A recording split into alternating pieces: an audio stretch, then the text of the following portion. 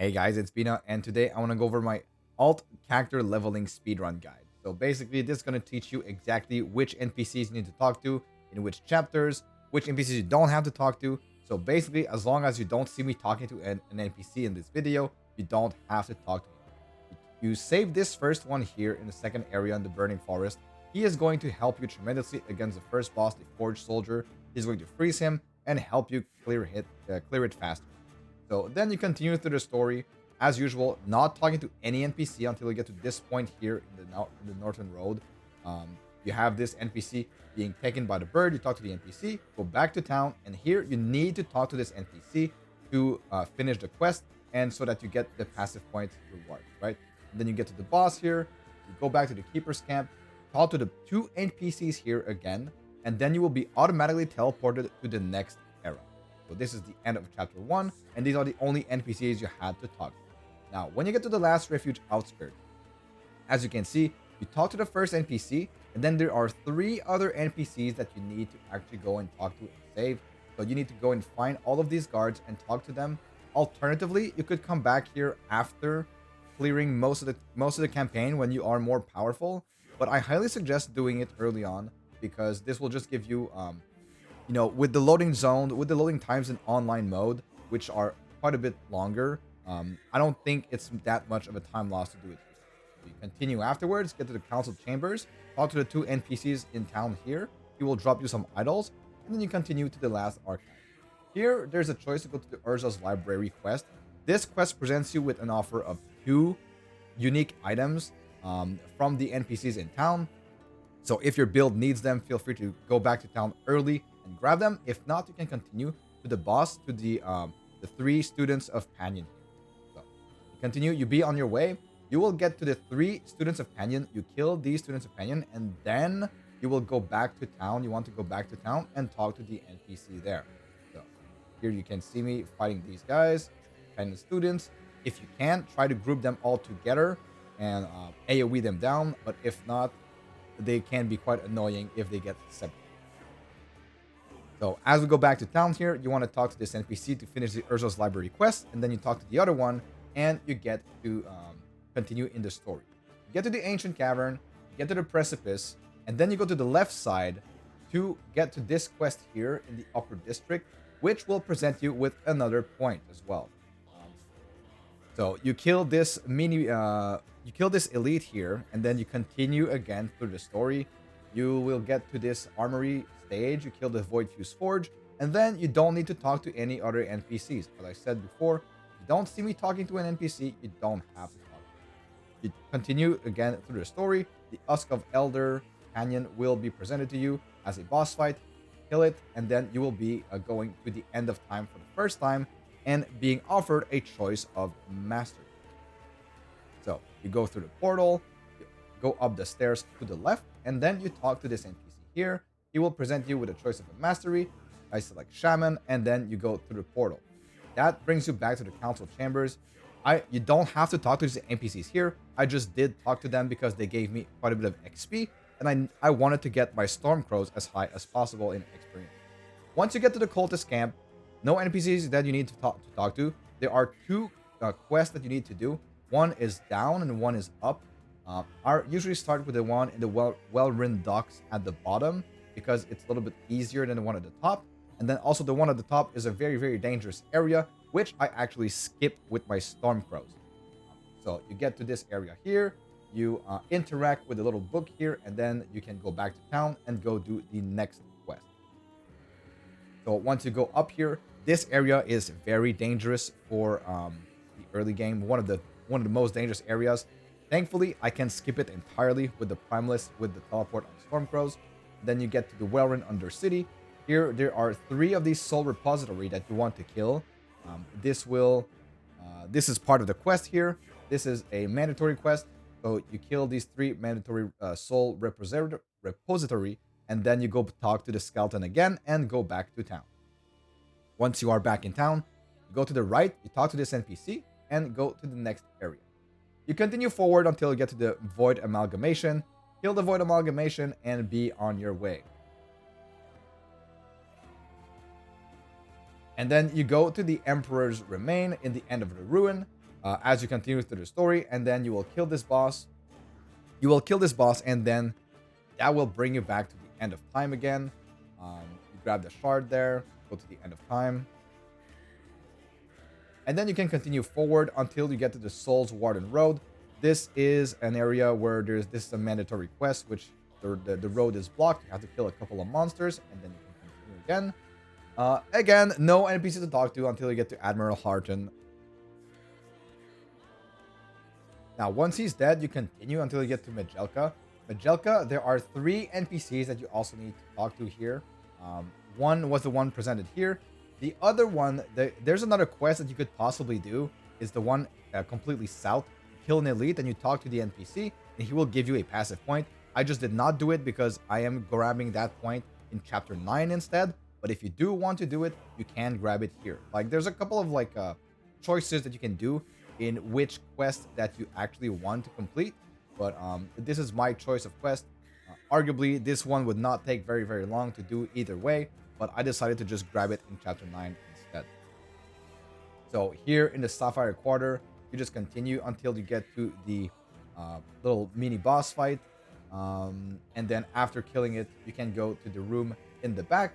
And this is presented to you with the last and third NPC that you need to talk to.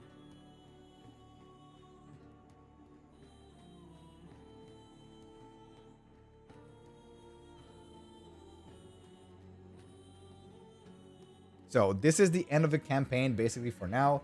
So you get to the Oracle's Abode, you talk to this NPC here, but it unlocks another quest, and you talk to this one here to be presented with a reward. Now is a time to go back and do the side quest that we missed. First one is going to be the storerooms in chapter 1.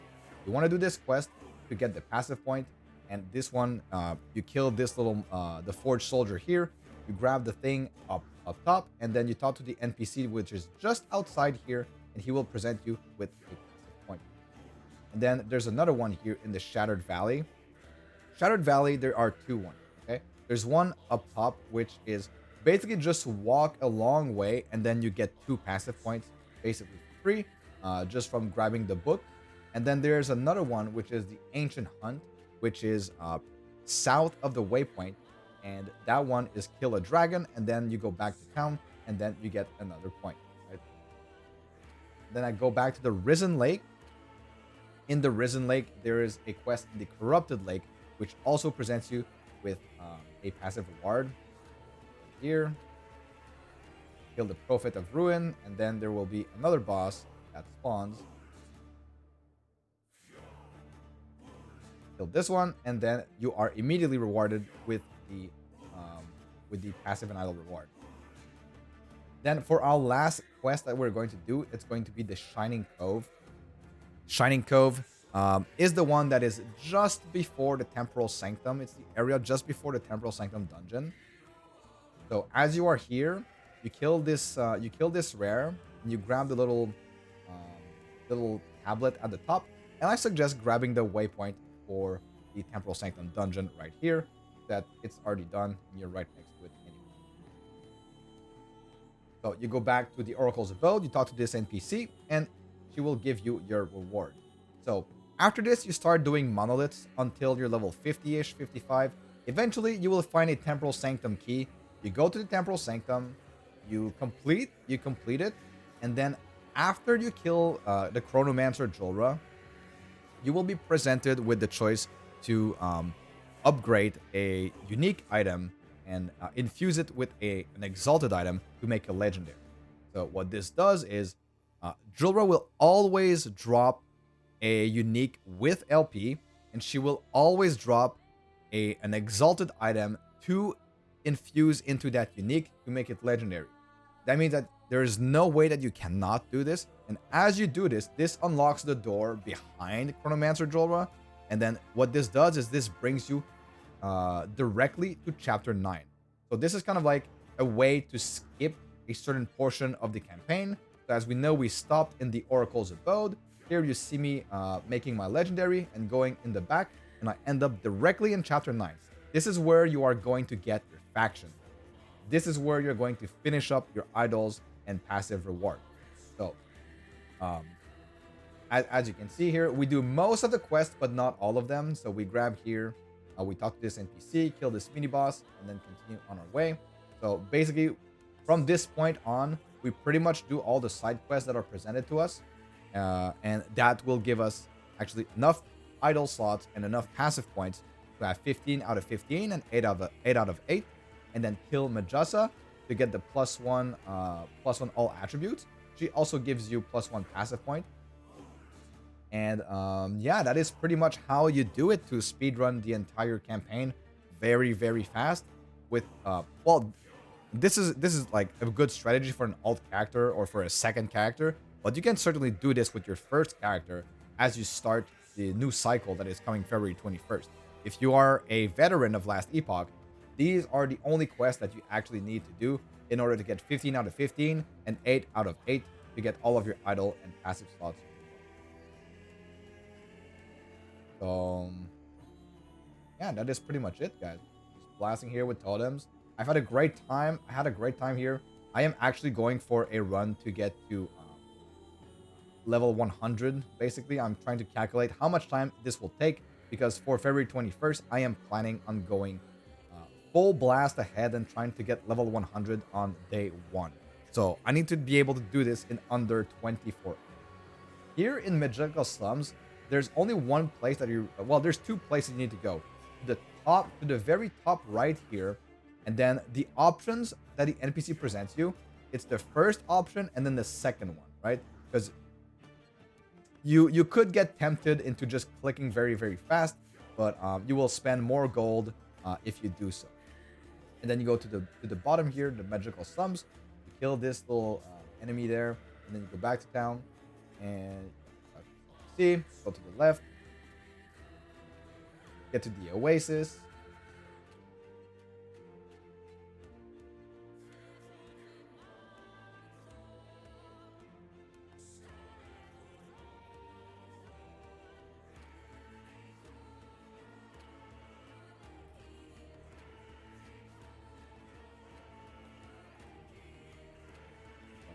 Here, you need to kill these guys. This gets you another quest.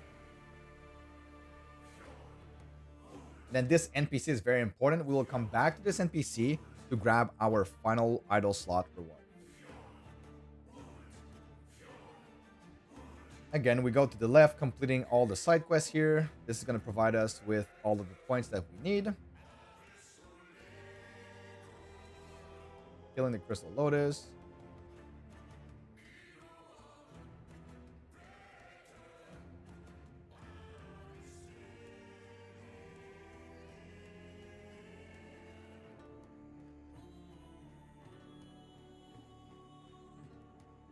And as we get here, I will let you guys,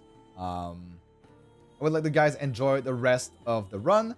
And I hope you have a great time on February 21st for Last Epoch's launch.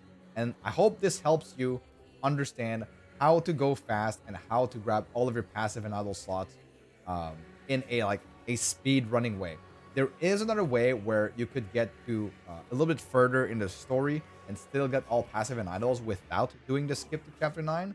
But since we need to go to do chapter 9 anyways to get our faction, I figured it's best to actually just save that time and then go straight into Monolith at level 26 or so, and then come back once we have a Temporal Sanctum key and we can kill Chronomancer Julra, and then finally get the skip to chapter 9.